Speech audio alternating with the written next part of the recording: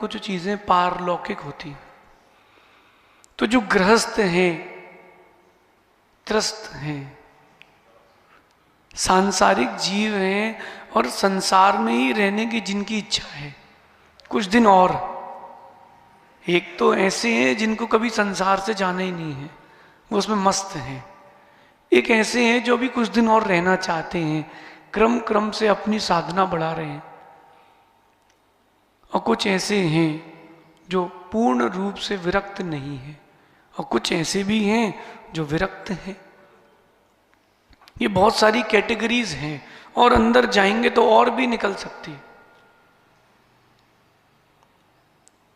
तो कहते हैं कि जो संसार में रह रहा है उसके लिए लक्ष्मी जरूरी है, क्योंकि उसको दान भी करना है, गुरु पूजा भी करना है, स्वाध्याय भी करना है, सेवा भी करना है।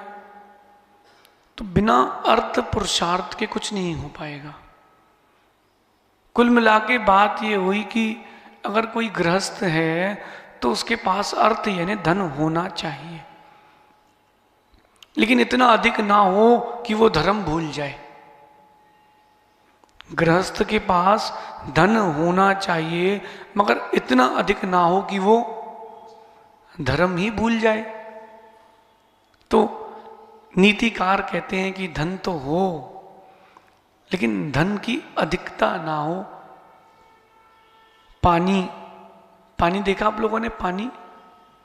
पानी ज्यादा देर एक जगह टिके तो काई लग जाती है, अथवा अधिक पानी टिका रहे तो काई लग जाती। नदी में कभी जाना, उतरना आप, और कभी तालाब में उतरना।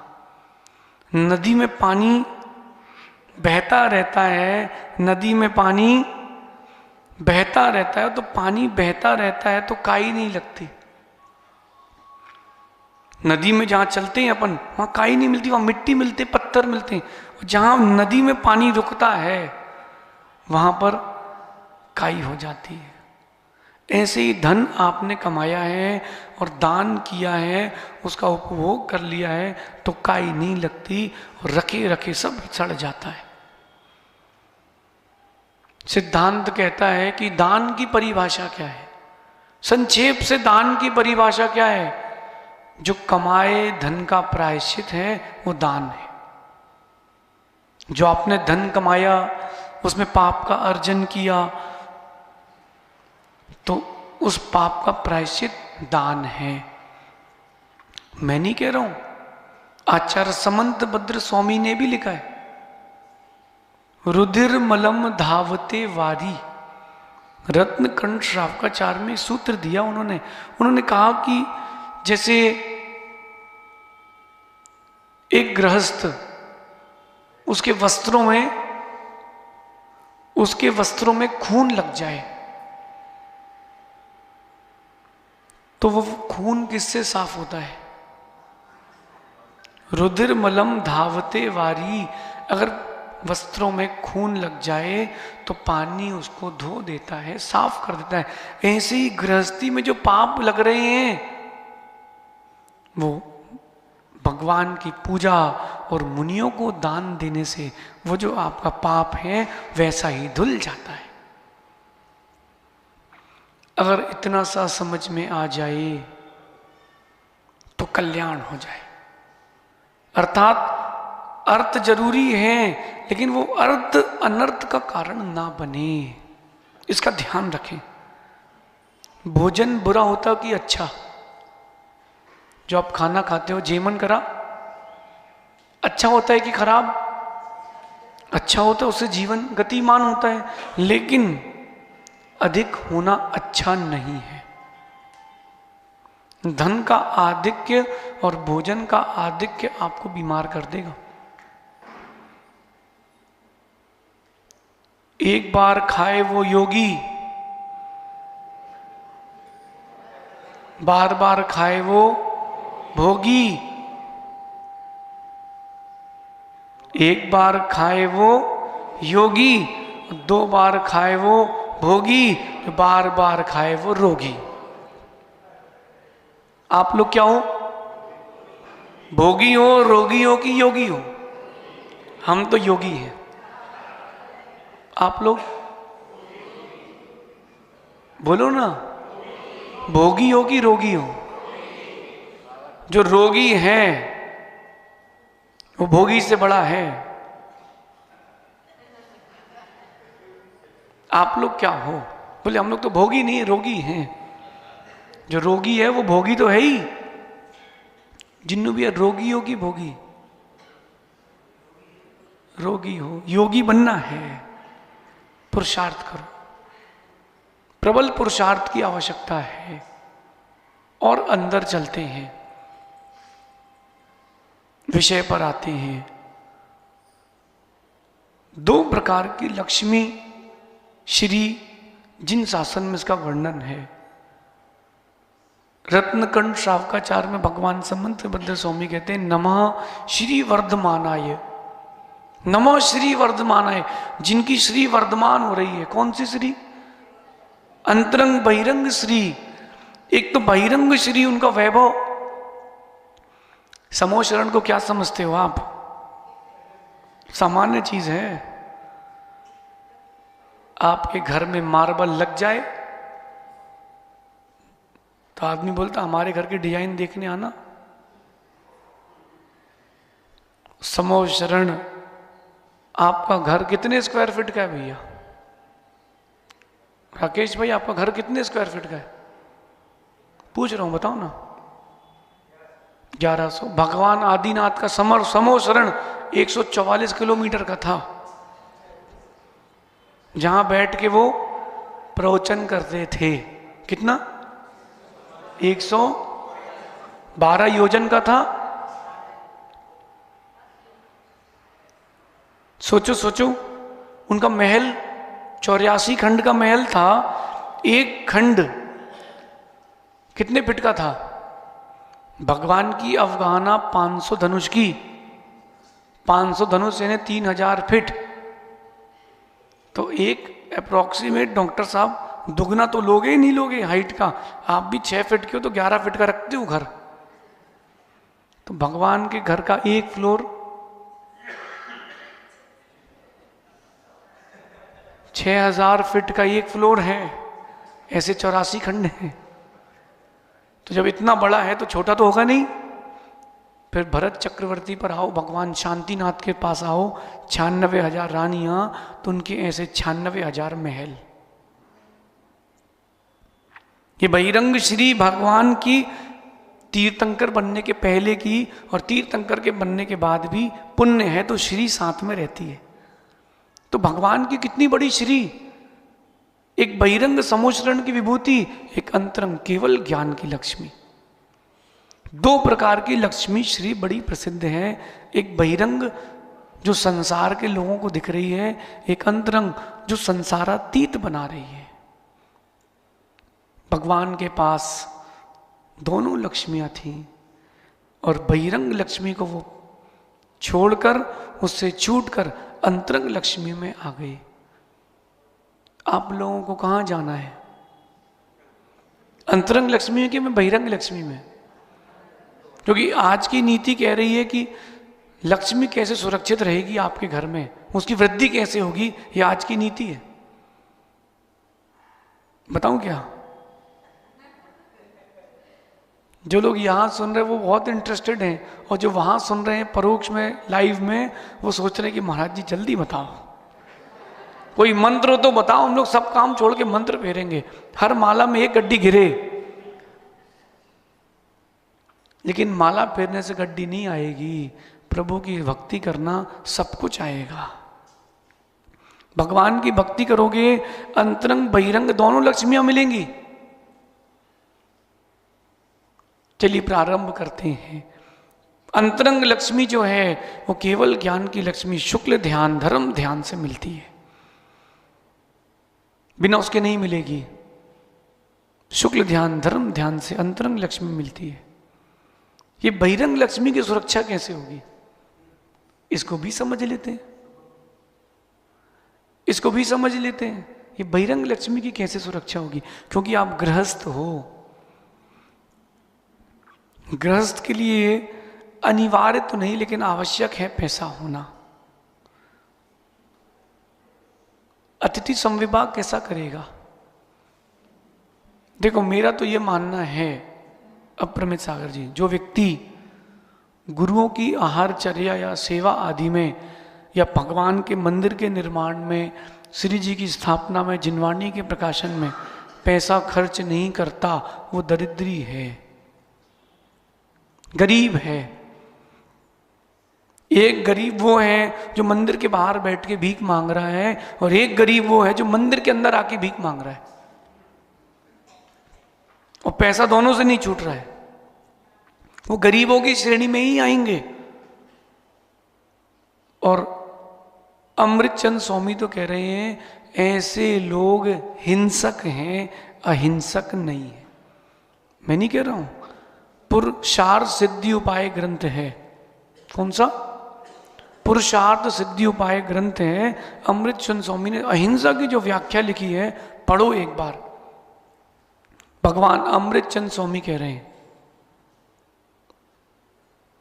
जो दान नहीं करता, पूजन नहीं करता, इतनी सी डब्बी ला करके मंदिर की पूरी वेदियों के दर्शन कर लेता है और 2 पूजा भी हो जाएगी उसकी, ऐसे जीवों के लिए कह रहे हैं लोभी है। और लोभी है इसलिए हिंसक है, कसाय हिंसा है। सही है? मेरे से नहीं कहना, आप तो उनसे मिलना। अमृतचंद स्वामी ने कहा है, पुरुषार्थ सिद्धि उपाय ग्रंथ पढ़ लेना। इसलिए धन तो होना आवश्यक है। डॉक्टर साहब, धन आवश्यक है कि नहीं? अनिवार्य नहीं है, आवश्यक तो है। अब समझते हैं जो धन व्यक्ति कमाता है, कमाने के बाद उसकी सुरक्षा कैसे होगी? एक तो आपने दान कर दिया, वो सेफ एफडी हो गया आपका, लेकिन गांधी जी उसके अलावा सुरक्षित कैसे होगा? तो यहां 5 उपाय बताए जा रहे हैं नीति में कि धन की सुरक्षा, लक्ष्मी आपके घर में कैसे विद्यमान रहे। बताऊं कि कल बताऊं? हाँ, कल का भरोसा नहीं, आज ही बता दो, सुरक्षा कर ही ले हम लोग। सबसे पहला और मुख्य कारण घोर परिश्रम। जो व्यक्ति मेहनत हद से ज्यादा करता है, लक्ष्मी भी उसके घर में हद से ज्यादा देर तक टिकती है। बड़े बड़े राजा महाराजाओं के महल होके आए भैया हम, 50 पीढ़ी 70 पीढ़ियों से राजा बनते आ रहे हैं। 70 पीढ़ी क्या होता है? 70 पीढ़ियों से राजा बनना। लेकिन कुछ नहीं है, पूर्वजों की जमीन है, बेच बेच के खा रहे हैं। ऐसे भी हुए हैं सेठ साहूकार जो बाजार का मूल खोलते थे कि आज कपड़े का क्या भाव है, आज चांदी का क्या भाव है।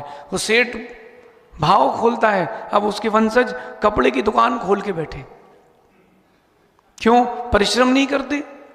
उनके दादा महाराजा जमीन छोड़ गए, साल में 2 जमीन बेची और बढ़िया जिंदगी जी रहे।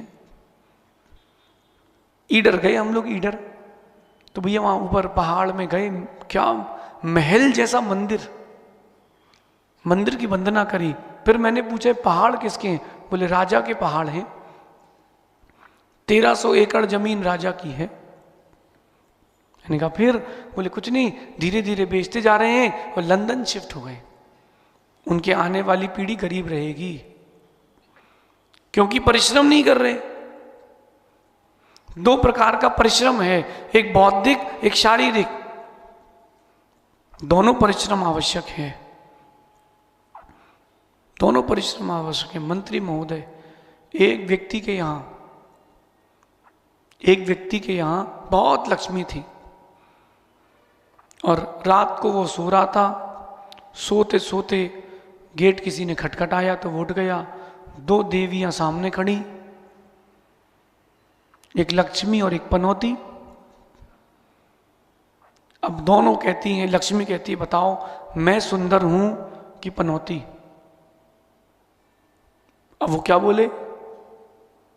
लक्ष्मी को सुंदर नहीं बोलेगा दिक्कत हो जाएगी, लक्ष्मी चली जाएगी। पनौती कहती है अगर मुझे सुंदर नहीं बोला तो मैं लग जाऊंगी, और लक्ष्मी कहती मुझे सुंदर नहीं बोला तो मैं चली जाऊंगी। अब वो क्या करे? ये बौद्धिक परिश्रम। वो कहता है मैं निर्णय कैसे कर लूं कि सुंदर कौन है? आप तो चल के दिखाओ, इस कमरे में चल के दिखाइए, तब हम निर्णय करेंगे सुंदर कौन है। खड़े होके देखता है, दोनों देवियां चल के दिखाती हैं। वो कहता बहुत सुंदर, आप दोनों ही सुंदर हैं। लक्ष्मी जब आती है तो सुंदर लगती है, पनौती जब जाती है तो सुंदर लगती है। ये क्या कहलाया? बौद्धिक परिश्रम, शारीरिक नहीं। शारीरिक परिश्रम करते तो गया था, निपट गया था वो उस दिन। क्या किया उसने? बौद्धिक परिश्रम। ये बौद्धिक परिश्रम आप भी तो करो, तब तो लक्ष्मी टिकेगी, नहीं तो चली जाएगी। शारीरिक परिश्रम भी सीखें। लेकिन आज का मनुष्य, उसको ऐसा हो गया है फोन का एडिक्शन, ऐसा हो गया है फोन का एडिक्शन कि फोन ना मिले मर जाएगा। कोरोना के काल में व्यापार बंद था, घर बंद थे, आदमी ने जी लिया। अगर फोन बंद हो जाता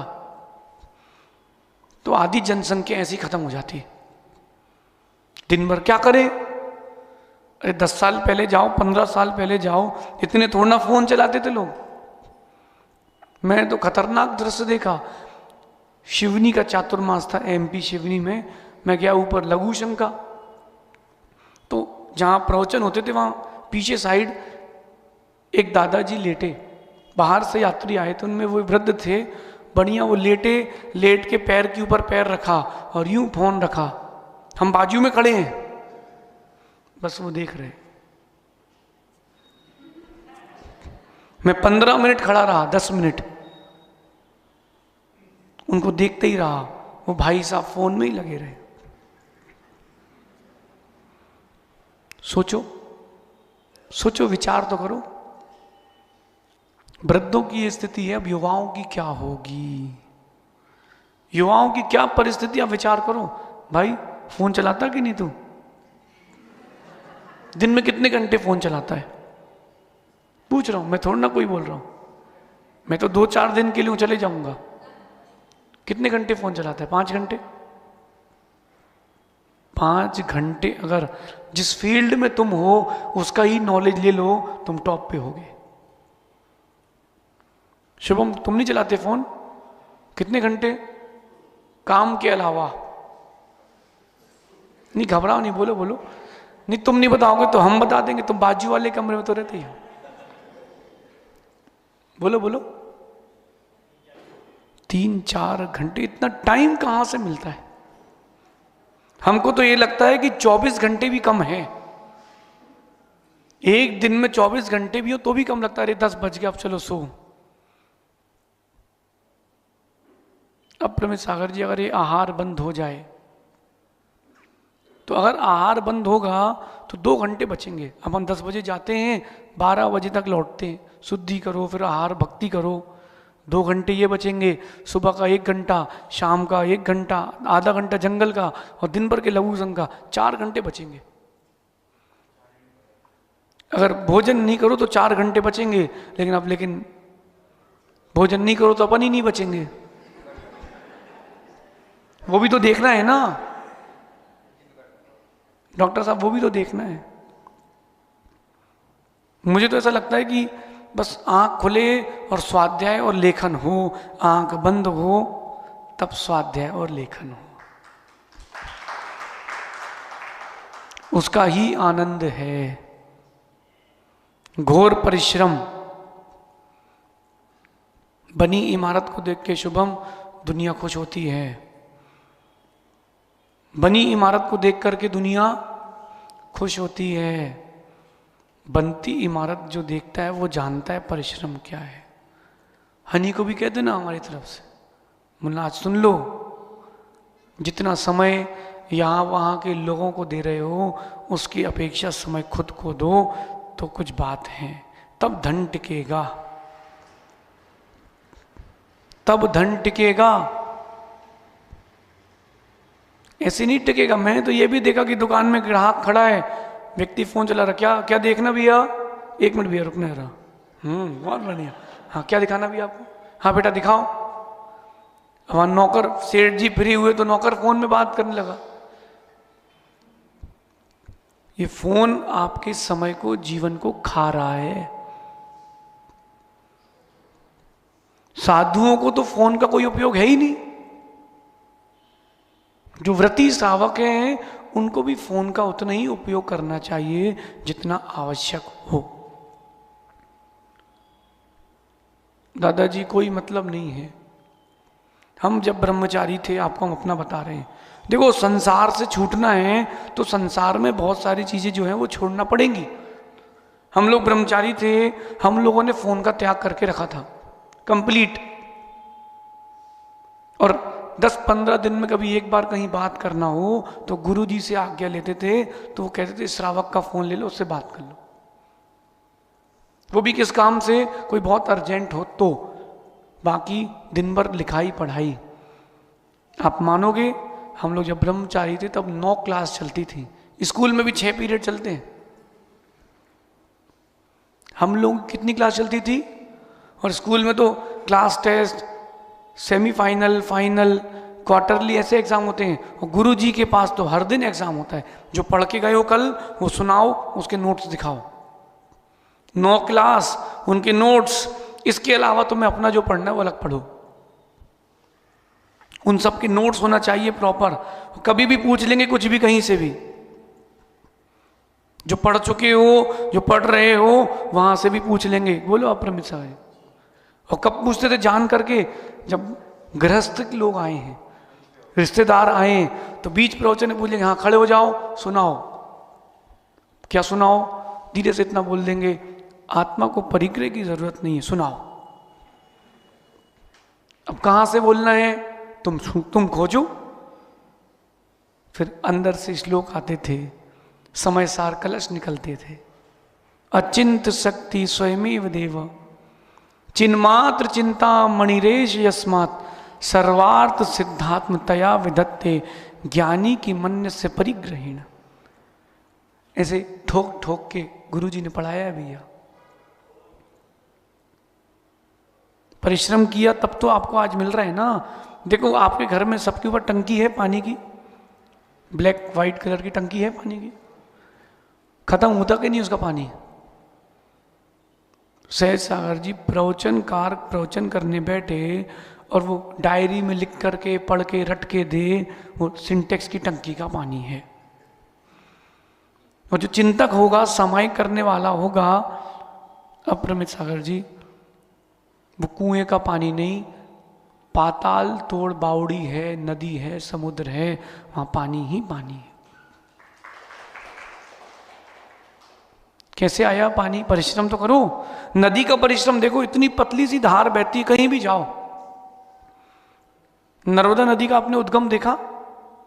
मैंने देखा। अमरकंटक से नर्मदा नदी निकली है, इतनी सी जगह से निकली है, इतनी सी, ऐसा लग रहा है किसी का नल चालू छूट गया। और जबलपुर जाके देखना, 1 किलोमीटर चौड़ी है। लंबी की बात नहीं कर रहा हूं, कितनी लंबी, हजारों किलोमीटर लंबी है। चौड़ी कितनी है? नदी जो है अपने पुरुषार्थ से अपना रास्ता बनाती है।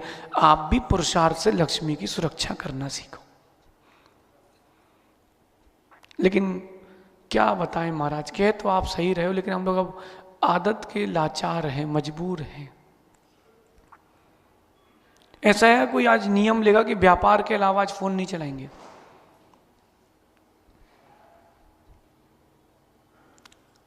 व्यापार के अलावा फोन नहीं चलाएंगे। बाप रे, एक भी हाथ नहीं उठा रहा भैया। हम रोज त्याग लिखते ना, और उस दिन कहीं मोबाइल का त्याग लिख दें कि आज व्यापार के अलावा कहीं फोन नहीं चलाना, फिर देखो क्या होगा। फिर देखो क्या होगा। क्या होगा? कोई नहीं मानेगा। बोले गुरुजी आज कठिन सा नियम है, आज हम कुछ और त्याग कर देते हैं। अच्छा एक काम करो, 1 घंटे ज्यादा नहीं चलाएंगे। कितने लोग ले सकते नियम? अब 1 2 3 4 5 10 12 हाथ उठे हैं। राकेश भाई नहीं हो पाएगा। अच्छा एक काम करो, धार्मिक क्रियाओं